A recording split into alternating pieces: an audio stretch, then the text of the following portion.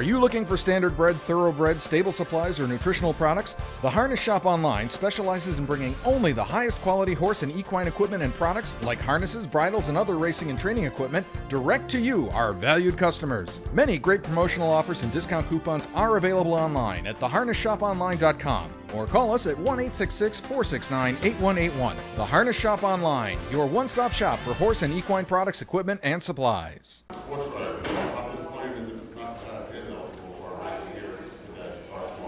Well, anytime you lose a horse like that, he was a lot of fun to drive, and I started baby racing him at 2 and drove him every start, so he was my baby. I love that horse. I hate to see him break down, but sometimes this sport, it's a heartbreaker. You get a good horse like that, they break down. There's nothing you can do. So it was very disappointing. Yeah. He would have been able to race again, but it was like he would have needed like between 3 to 6 months off. So he was going to miss all his major stake races, and he's got stud duty too. So they decided to breed him. So that was the decision there, just because it wasn't a career ender, but it was just a time thing. Yeah. Compare the win with Sports Trader in the North American Cup with the win with Mr. Feelgood in the 2006 Little Brown Jug. Which meant more to you? Yeah. That's tough. That's tough to compare. Those were probably my two biggest wins, were the Jug and the North American Cup. And I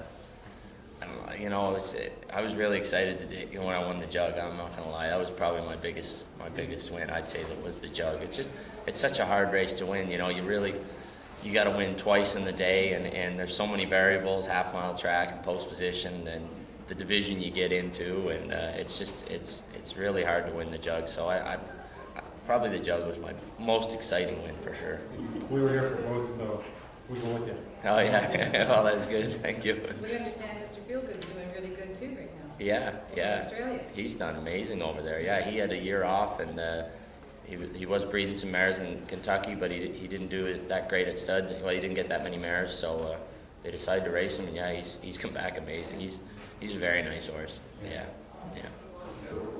Where you want to be, or other aspirations?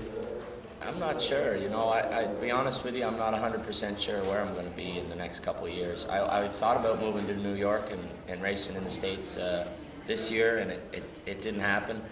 But I'd like to see what goes on in New Jersey first, and just see. I'd really like to see them. I think everybody would like to see the Meadowlands keep going. I mean, that would be a sad day in harness racing, I think, if the Meadowlands closes, and that is a big. That would have a big factor on my decision where I'm going to stay. Want to be leaving Ontario other than the fact it's just something different? I like to race in the Grand Circuit races. I like to, it seemed to be more of an opportunity. You get more of an opportunity if you're racing in the U.S. to drive those top horses. We get a good opportunity too in Canada. That's why it'd be a very tough decision for me, because I've obviously drove a lot of good horses too. So it'd be something I'd have to think hard about. Mark, you broke new ground in Ontario with your tweeting during the racing. For those of you who don't know, tweeting is an online thing where you send out little micro messages to a group of followers. Mark would be in the paddock, or he would just give people updates on what he was up to during the race card. And I know it was frowned upon there, especially frowned upon here. The Ohio Racing Commission won't let you do anything like that in the paddock at all. They banned it in the NFL, at the NBA. Tell me why you decided to do that, and what it means for fans to be able to get that information from you.